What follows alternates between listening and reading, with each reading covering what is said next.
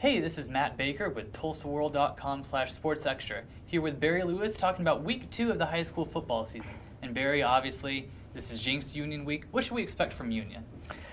Probably more of the same of what they did last week at Evangel Christian. Cale Pearson, who in his first start at Union as quarterback, he looked like he'd been a starting quarterback for 3 years. He played great, made all the clutch throws, passed for 3 TDs, ran for another, and look for him to have a great game this week. As Jenks' quarterback, I predict will as well. Certainly. Sawyer Cole-Morgan and Zach Langer and those guys looked great against that big win over Bixby 65-7.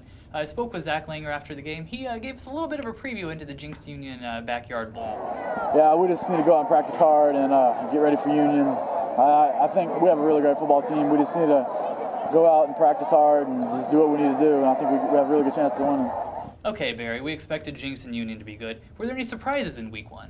One big surprise was how Glenpool dominated Berryhill. I thought this was going to be a close game, go down to the end, but Glenpool got some great performances from quarterback Connor Farrell and tailback Alton Atkins, and they really look like a threat to win another state title in 4A. Other surprises were how Edison in Victory Christian, which hadn't won a game last year, how they performed last week in big wins, as well as Mounds coming off an 0-10 season, and Sapulpa after going 1-9 last year, winning at Ponca City. And it'll be interesting this week, Matt, to see how Edison does against Memorial in the big rival game, the Midtown Classic. Yeah, the Midtown Classic is always a good one. Edison does have a tough test in Memorial. They've got 3 legit D1 prospects. Garrett Stafford, the big offensive tackle who's committed to TU.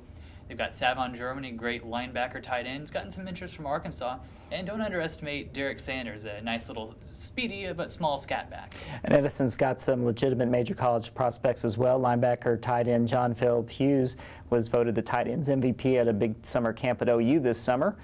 And running back Tyler Lyons, a move in from Union, had a big game last week against McLean. All right, now enough about Memorial, Edison, Jenks-Union. Who are a couple other guys that we should watch here in a big Week 2? There'll be a lot of major college talent on the field at S.E. Williams Stadium as Booker T. Washington hosts Broken Arrow. A couple players to watch: Booker T. defensive lineman Derek Alexander. It'll be interesting to see how much pressure he can put on Broken Arrow quarterback Archie Bradley, who had a big game last week against Owasso. And I've got 2 other good quarterbacks to watch this week in the Beggs and Tahlequah Sequoia game. 2 legit D1 guys. Ramsey Hamilton's about a 6'2 lefty, dual threat guy for Beggs.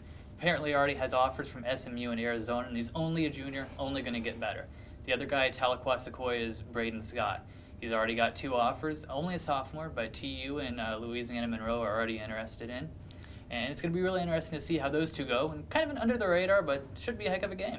It should be an excellent game, especially after Scott's late heroics last week gave Sequoia a win in Week 1. Certainly. Well, that's all for now.